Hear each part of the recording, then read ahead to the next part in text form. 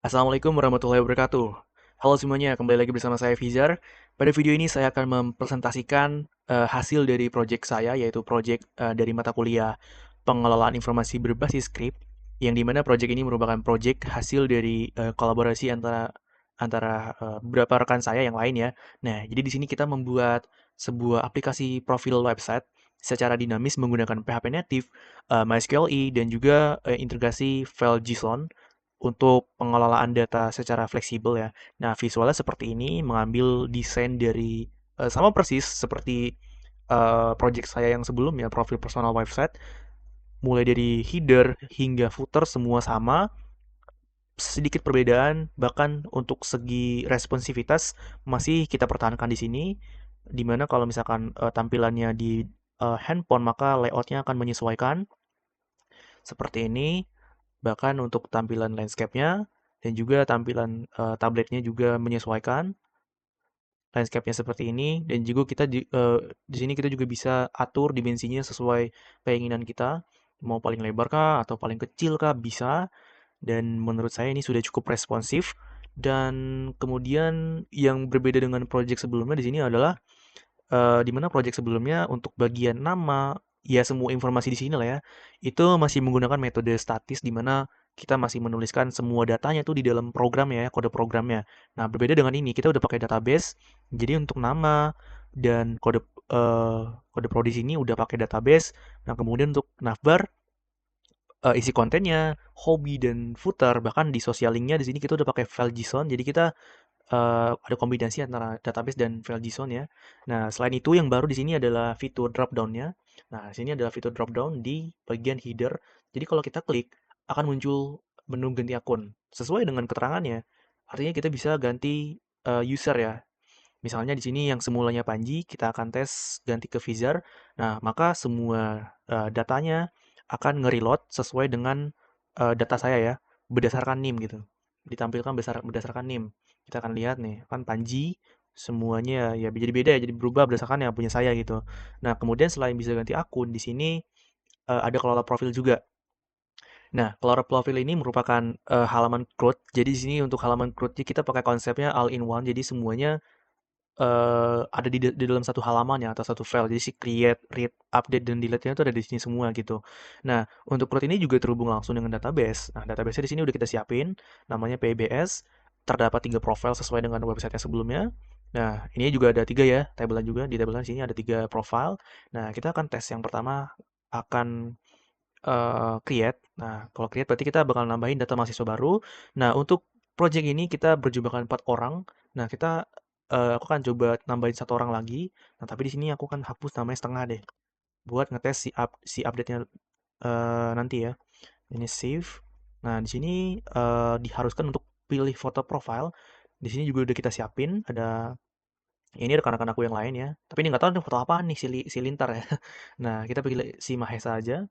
Nah, kita pilih file JSON juga, di sini udah disiapin semuanya, sesuaiin sama NIM aja, di open, kemudian kalau udah sesuai, NIM udah keisi, nama dan kode, foto dan data JSON juga udah sesuai, kita simpan aja, dan otomatis dia akan masuk ke dalam tabel ini, dan kita akan cek di database apakah benar-benar masuk.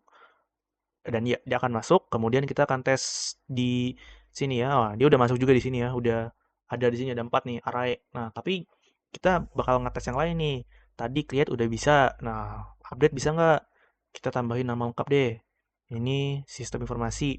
Ini kita biarin, ini juga udah oke, kita ubah. Nah, di table sini udah ubah nih. Udah berubah, tapi di database udah belum. Kita refresh. Nah, udah.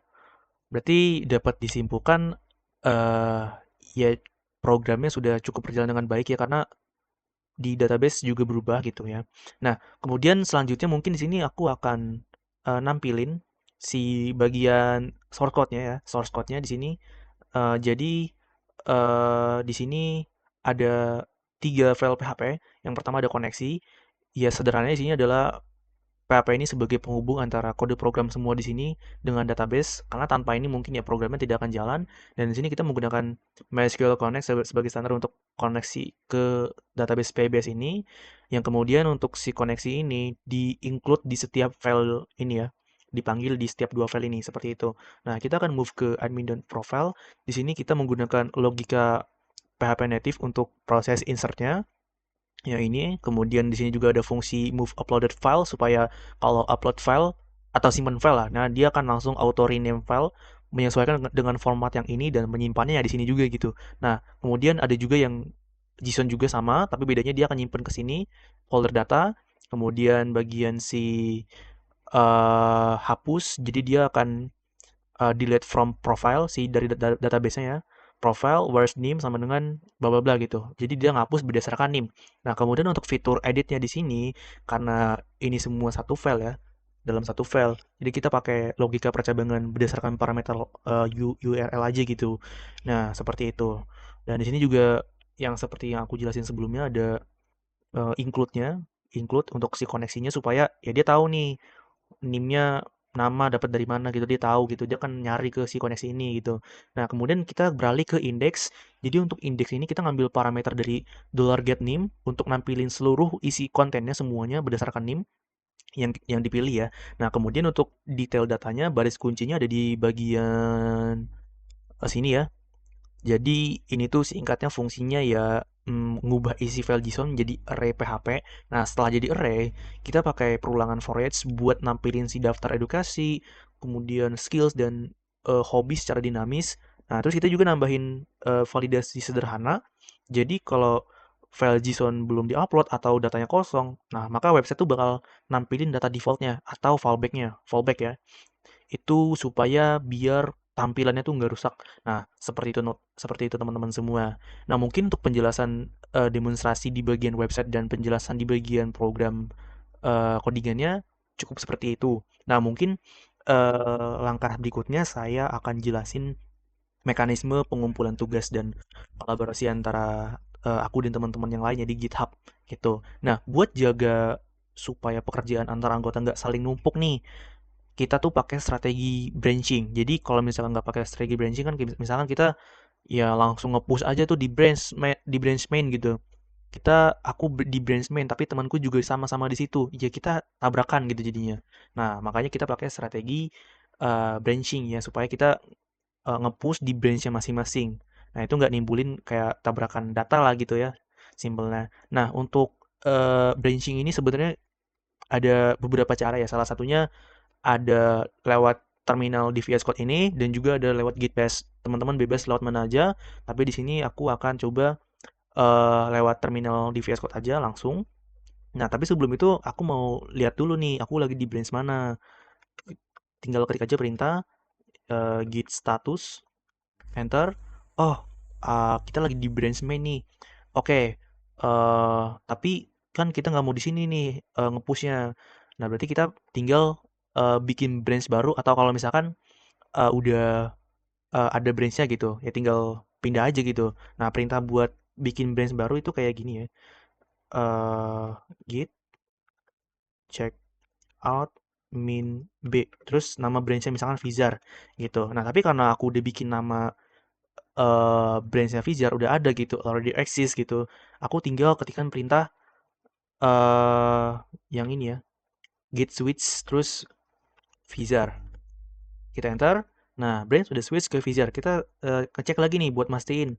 Nah, udah di Vizar, kemudian kita ketikkan perintah git add titik. Nah, buat ngeset semua buat masukin semua file yang udah dikerjain ke staging area ya gitu. Kita enter. Nah, kemudian kita langsung git commit aja. Git commit min m pesannya misalkan eh, update dari Vizar. Nah, kemudian langsung aja di enter.